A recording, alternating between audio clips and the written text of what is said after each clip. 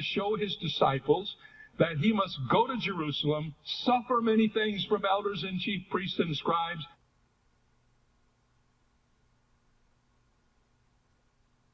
Still called Cush-Adar, the mountain of Cush. They're looking for the Garden of Eden. There can be little doubt that the Gihon and the biblical Gihon are one and the same, and that this is the real Cush of Genesis. And so we've identified the third of the 4 rivers in Genesis which pinpoint Eden.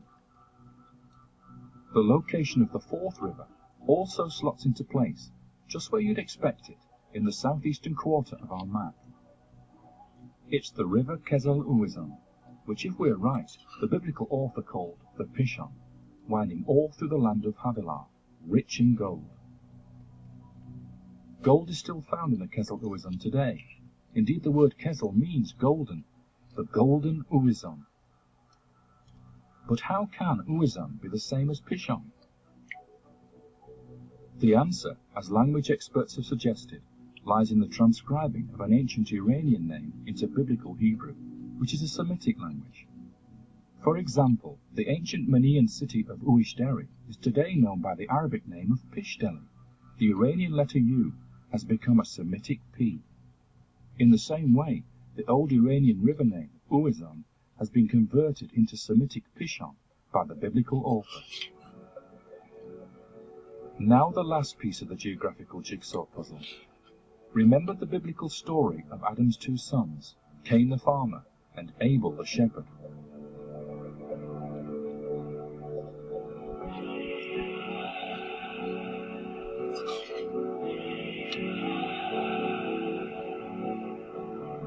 Cain and Abel were instructed by their father to make an offering to God. Cain brought the produce of the fields, whereas Abel sacrificed the lamb, and won God's favor.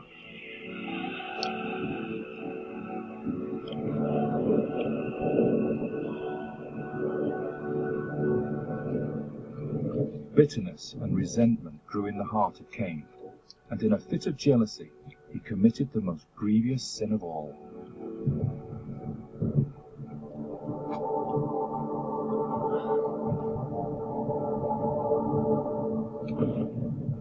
As a result of this first recorded murder in history, Cain was exiled from the Garden of Eden. Be cursed, and banished from the ground which has opened its mouth to receive your brother's blood at your hands. When you till the ground, it will no longer give up its strength to you. A fugitive wanderer you will be on this earth. And so Cain left Yahweh's presence, and settled in the land of Nod, to the east of Eden.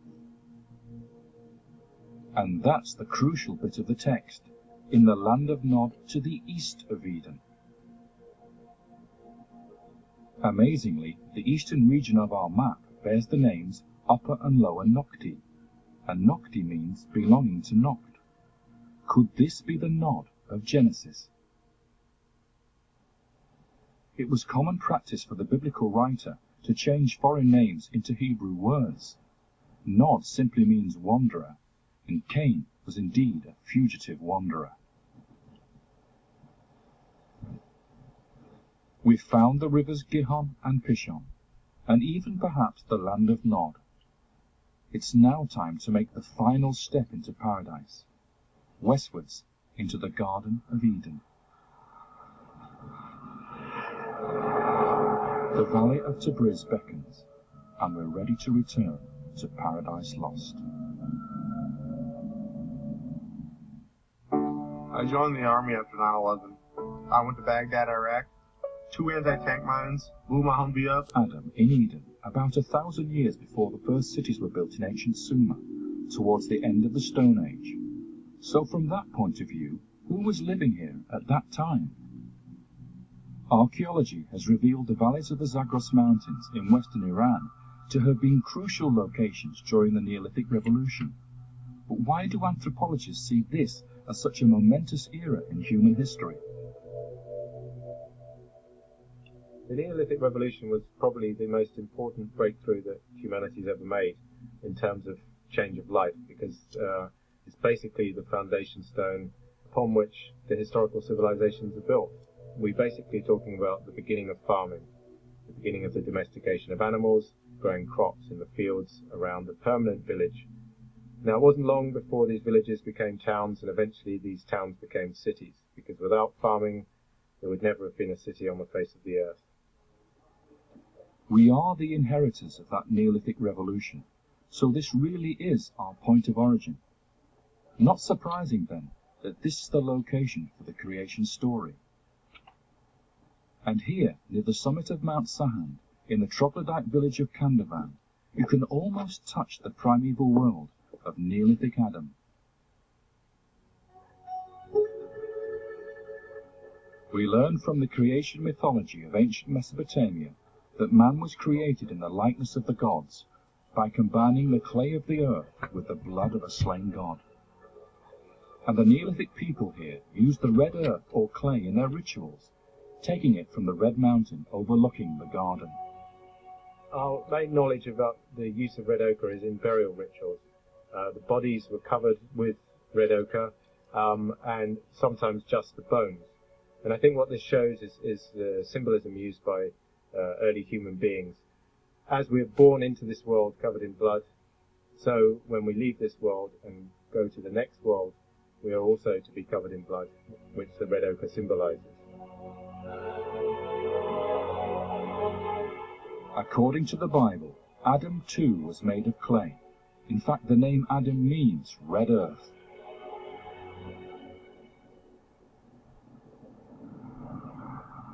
We may not be able to truly return to the earthly paradise, but at least by means of modern television magic, we can restore the Valley of the Garden back to its primeval beauty, just for a glimpse of what Adam's world was like.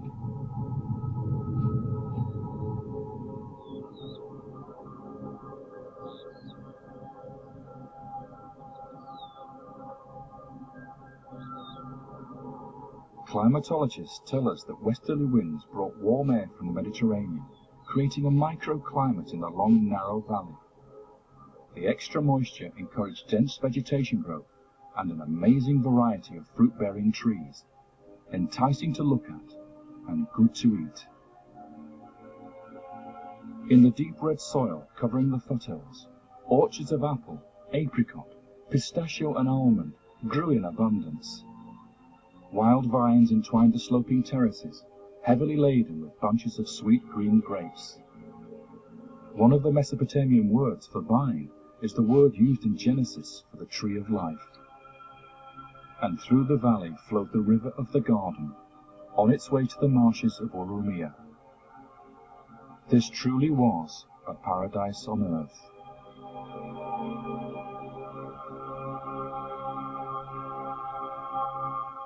My journey ends here, at the mountain of God, the place from which Adam, whoever he was, and the rest of his tribe were cast down, exiled from the Garden of Eden, to wander this earth. But this was just the beginning. The epic tale of the people of Genesis had continued for thousands of years. But that, as they say, is another story. Hey, I'm Beachbody Super Trainer Autumn Calabrese, and I'm about to do one of my own workouts